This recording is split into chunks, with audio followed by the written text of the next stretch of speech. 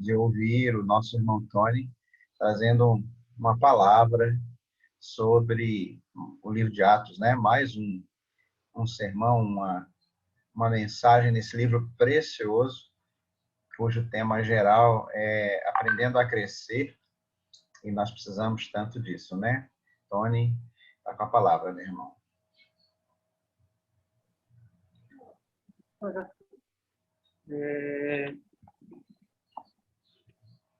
Está me ouvindo?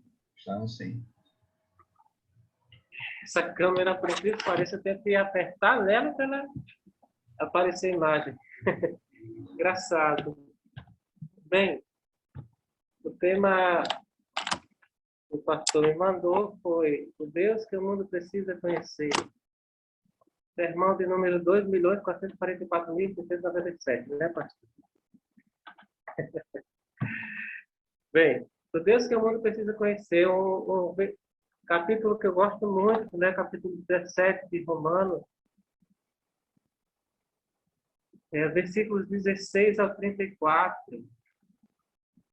Aliás, perdão, de Atos 17, do versículo 16 ao 34, né, com Paulo lá em Atenas, né, em que ele diz o seguinte: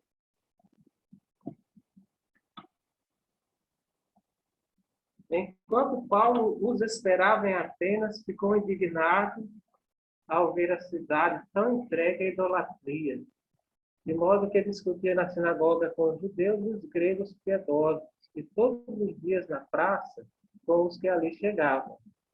Alguns dos filósofos epicureus e estoicos discutiam com ele. Uns diziam: o que quer dizer esta tagarela? E outros: parece que é pregador de deuses estranhos. Diziam isso porque Paulo lhes anunciava Jesus e a ressurreição. E tomando-o, levaram ao Areópago, dizendo: poderemos nós saber que novo ensino é esse que falas? Coisas estranhas nos traz aos ouvidos, e queremos saber o que vem a ser isto. Ora, todos os atenienses e estrangeiros que lá moravam de nenhuma outra coisa se ocupavam, senão de dizer e ouvir alguma novidade.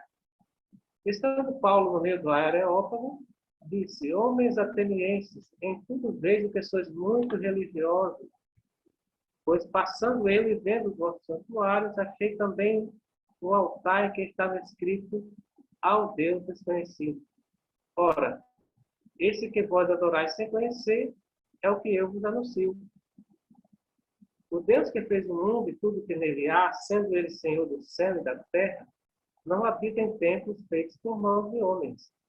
Tampouco é servido por mãos de homens, como se necessitasse de alguma coisa, porque ele mesmo é quem dá a todos a vida, a respiração e todas as coisas. E um só fez todas as nações, os homens, para habitarem sobre toda a face da terra, determinando-lhes os tempos já dantes ordenados e os limites da sua habitação. Deus fez isso para que o buscassem e talvez procurando pudessem achar, ainda que não está longe de cada um de nós. Pois nele vivemos, nos movemos e existimos, como também alguns dos vossos poetas disseram, somos também sua geração. Portanto, sendo nós geração de Deus, não havemos de pensar que a divindade seja semelhante ao ouro, à prata ou à pedra esculpida pela arte e imaginação do homem. Deus, porém, não levando em conta o tempo da ignorância, manda agora que todos os homens em todos os lugares se arrependam. Pois determinou um dia em que com justiça há de julgar o mundo, por meio do homem que escolheu. Ele disse, deu certeza a todos, ressuscitando-o dentre os mortos. Quando ouviram falar em ressurreição de mortos, uns zombavam e outros diziam: sobre isso que ouviremos outra vez. E assim Paulo saiu do meio deles. Todavia, juntaram-se alguns homens a ele e creram, entre os quais estavam Dionísio, o Areopagita, e uma mulher por nome Dâmaris, e com eles outros. Louvado seja o nome do Senhor. Essa história aí, que se deu na Grécia, né, em Atenas, ela, de uma certa forma, é uma continuação de uma tendência que o ser humano tem de buscar deuses visíveis. Nós sabemos que quando Deus tirou o povo do Egito através de Moisés, ele advertiu, né, de muitas coisas que os povos para onde eles iam, né, lá da Canaã e das regiões vizinhas faziam, né, tanto a questão de práticas espíritas quanto a questão de fazer imagens de deuses para si, né? E a gente sabe que esse é um negócio tão sério que até hoje existe, né? Até hoje existe, e o que a gente pode dizer é que isso é mais do que uma compreensão natural, porque, assim, se a gente falar com qualquer uma pessoa que tem, digamos, imagem de escultura em casa, eles vão dizer que eles não adoram aquilo ou que não creem naquilo, mas eles creem no espírito, né? Daquela divindade, né? Mas o que a gente vê é que realmente aquilo que é visível se torna mais um problema do que, na verdade, uma solução, né? Mas a Igreja Católica fala que as imagens elas ajudam na evangelização. Olha só. Quando, na verdade, atrapalham, né? Mas, então, o Deus que o mundo precisa conhecer é o Criador, sustentador e Senhor de todas as coisas. O versículo 24 diz: o Deus que fez o mundo e tudo que nele há, sendo ele Senhor dos céus e da terra, não habita em templos feitos por mãos de homens. Esse versículo faz parte do meu testemunho, porque esse versículo Deus usou para, digamos assim, a minha libertação final, né? Porque fazia parte de um assunto, né, que diz respeito à ceia do Senhor. Foi a última doutrina católica, né, que me prendeu, né, que no texto da ceia, né, diz assim: Jesus disse: isto é o meu corpo, tomai e comei, isto é o meu sangue, tomai e bebei, né? E essa doutrina que na Igreja Católica se chama de transubstanciação, que quer dizer que quando o padre faz a oração lá, aquele elemento, pão, se torna realmente o corpo de Cristo, né? Isso aí era algo que eu não discutia com os crentes, né? Porque como Jesus disse isto é, né? Jesus disse isto é, então isto é. E então, só Deus para me libertar disso. E Deus, uma vez eu estava estudando alguma coisa, eu acho que era alguma coisa sobre adventismo, e eu passei por esse versículo: o Deus que fez o mundo e tudo que nele há, sendo o Senhor dos céus e da terra, não habita em templos feitos por mãos de homens. Quando eu li esse versículo, Deus me lembrou de que tem um lugar no templo católico, né, que eles chamam de sacrário, que é onde eles guardam o pão, lá, né, as hóstias, e depois que o padre faz a reza lá.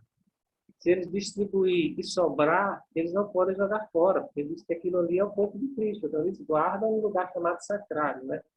E ali no sacrário, aí lá dentro fica o corpo de Cristo, né? Por isso que eles adoram ali na frente do sacrário, né? E quando eu li esse versículo, Deus me lembrou do sacrário, né? Aí disse: então quer dizer que Deus não está lá dentro, né? Deus não habita, é algo que o homem fez, né? Aí Deus me lembrou disso, né? Então Deus não está lá dentro, Deus está no céu, né? E o Filho, aí Deus está me lembrando de outros versículos, né? O Filho está à destra do Pai. E o Espírito habita em nós, né? Não habita em coisas. Então, esse versículo foi o que me ajudou, né, a ser liberto dessa doutrina da transubstanciação. Né? E Deus completou o entendimento na minha mente através do capítulo 6 do Evangelho de João, né? Quando Jesus fala sobre comer do seu corpo e beber do seu sangue. Então, meus irmãos, é muito interessante isso, Eu lembro que, não sei se foi o pastor Messias ou foi outra pessoa, que uma vez falou assim, que o Deus dos pagãos, ele tem um lugar para agir, uma hora, né, um momento para agir, e uma forma, né? Ou seja, é previsível, né? O nosso Deus, o Deus verdadeiro, os homens não podem fazer a agenda de Deus, né? Não se pode dizer quando Deus vai fazer tal coisa, nem em que hora, nem em que lugar, né? Ele não habita em tempos que nós fazemos e ele também não está sujeito à nossa agenda, àquilo que nós determinamos, né? Isso é muito interessante. Se a gente vê, realmente, os deuses pagãos, eles têm um local, né? Não, você tem que ir a tal lugar, porque é lá que você vai ser abençoado, então, você vai estar o Deus, né? Então, o nosso Deus, ele está acima de tudo isso, né? E o Salmo 24, né, versículos do 1 ao 3, diz: do Senhor é a terra, né, e a sua plenitude, o mundo e os que nele habitam. Deixa eu ver o restante. Pois ele afundou, né, fundou a terra, né, sobre os mares e afirmou sobre as águas. Quem subirá ao monte do Senhor? Quem estará no seu santo lugar? Né? Então, Deus fez todas as coisas, Ele sustenta todas as coisas, Ele é criador de todas as coisas e Ele é distinto da criação, né? Eu não sei se é o panteísmo, né? O pastor pode me corrigir, né? Que Deus está nas coisas, né? Deus está na natureza, Deus está no objeto. Não, Deus é separado de sua criação e não necessita de sua criação, né?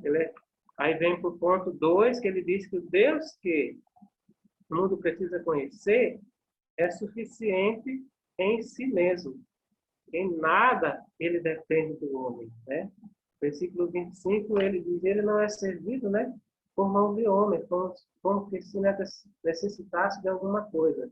Porque ele mesmo é quem dá a todos a vida, a respiração e todas as coisas.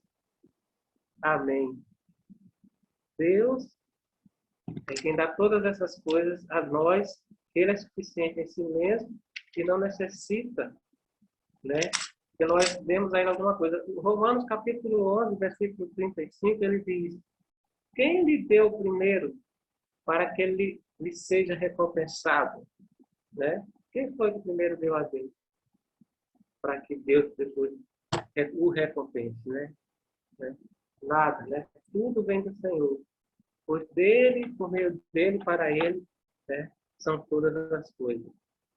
Louvado seja o nome do Senhor. Então, o Senhor, ele é sustentador e Senhor de todas as coisas, e ele é suficiente em si mesmo. Ponto 3. O Deus que o mundo precisa conhecer quer ser conhecido.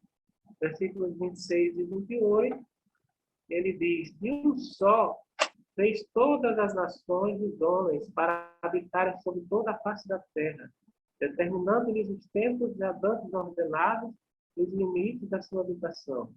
Deus fez isso para que eu buscasse, e talvez procurando o pudessem achar, ainda que não está longe de cada um de nós.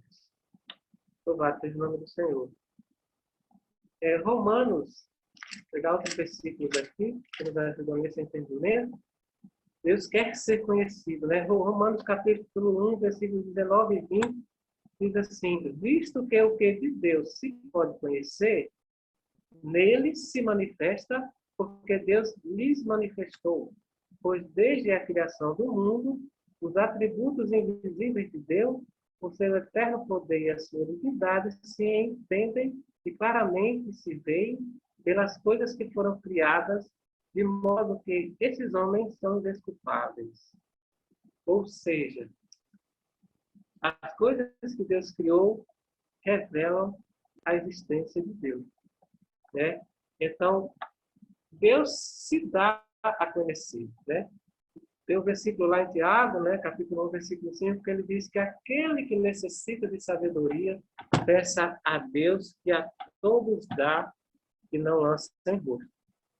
Eu me lembrei que, na época que o Senhor me chamou para o Evangelho, no ano 2000, na igreja a igreja que eu participava, foi uma senhora, há 40 e poucos anos, ela era da cidade de Cuité, o pastor já deve ter ouvido falar, lá na Paraíba.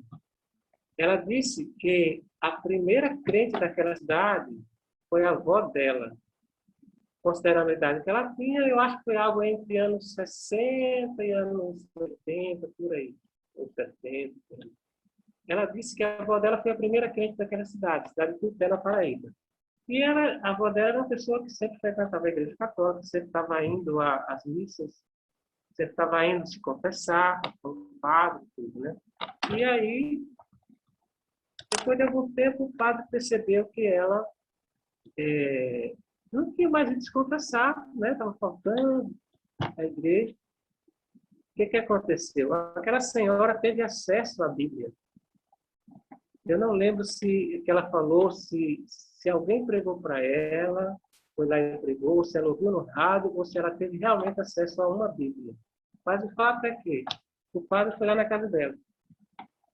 Chegando lá, falou assim: Dona Fulana, a senhora nunca mais foi à igreja, a senhora nunca mais foi se confessar, o que houve?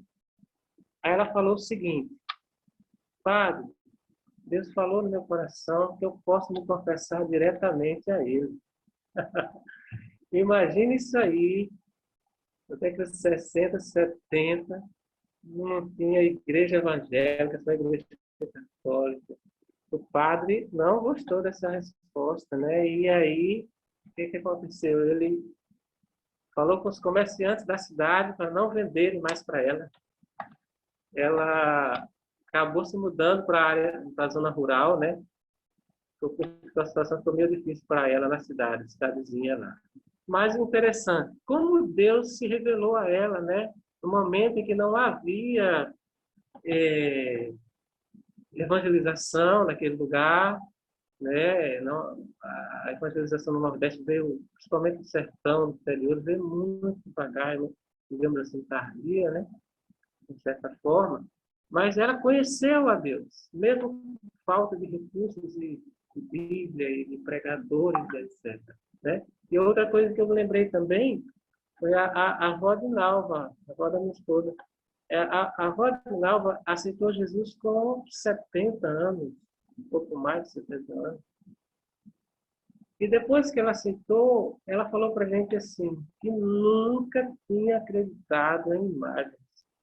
Nunca tinha acreditado. Aí eu fiquei pensando, poxa, como pode, né? Porque, assim, no sertão ali, só a igreja católica, toda aquela coisa das romarias, procissões, tudo aquilo.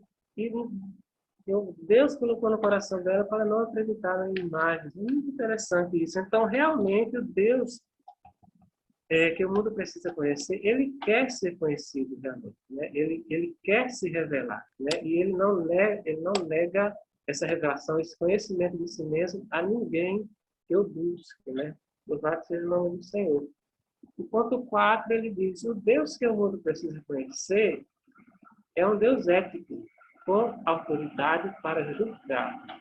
É o versículo 29 ao 34, onde ele diz: portanto, sendo nós geração de Deus, não havemos de pensar que a divindade seja semelhante ao ouro, à prata, à pedra esculpida pela arte e imaginação do homem. Deus, porém, não levando em conta os tempos de ignorância, manda a todos os homens, em todos os lugares, que se arrependam, pois determinou um dia que, com justiça, há de julgar o mundo, por meio do homem que escolheu. Ele disse: deu certeza a todos, ressuscitando dentre os mortos. Quando ouviram falar disso, de ressurreição dos mortos, uns zombavam e outros diziam: sobre isso que ouviremos outra vez. E assim Paulo saiu do meio deles. Todavia juntaram-se alguns homens a ele e creram, entre os quais estavam Dionísio, Areopagita, e uma mulher por nome Dâmaris, e com ele outros. Então, assim como acontece com pastor já falou isso com alguns muçulmanos, né? Deus já vem falando ao coração deles, e quando a palavra vem, ela meio que confirma, né, no coração dessas pessoas, na mente dessas pessoas, aquilo que Deus já vinha semeando, né? E essa questão da autoridade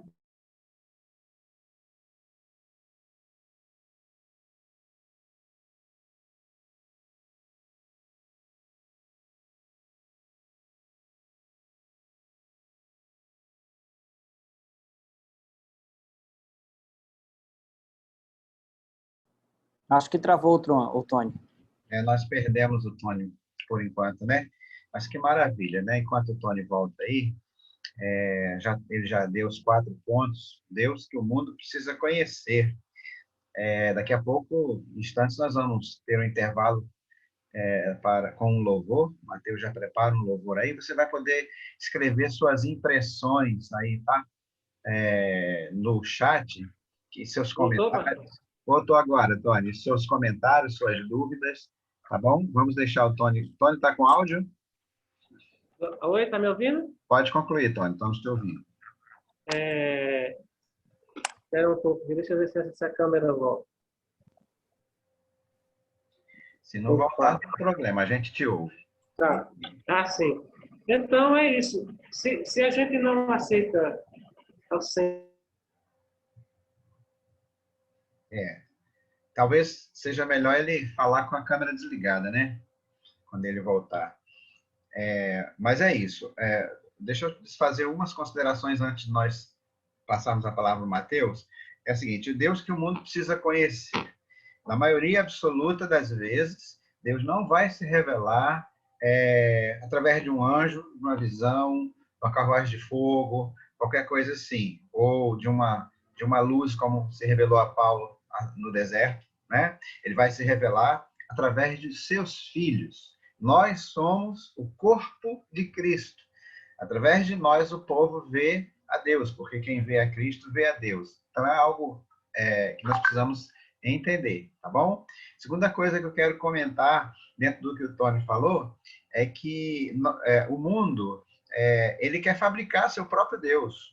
O homem tem a tendência de ser tão autocentrado que ele não quer um Deus como ele quer um Deus feito por ele, segundo suas preferências. Ele pega alguns atributos na estante, né, e vai formatando um Deus que fica parecendo um Deus Frankenstein, ou mais para o lado do Papai Noel, ou mais para o lado de uma entidade cobradora e opressiva, de acordo com a tendência, seja psicótica, seja neurótica, das pessoas. Então, enquanto nós ouvimos a música que o Mateus vai trazer, você coloca suas impressões, suas dúvidas, suas perguntas, depois a gente volta nesses comentários. Deus abençoe, Tony. Muito obrigado, viu?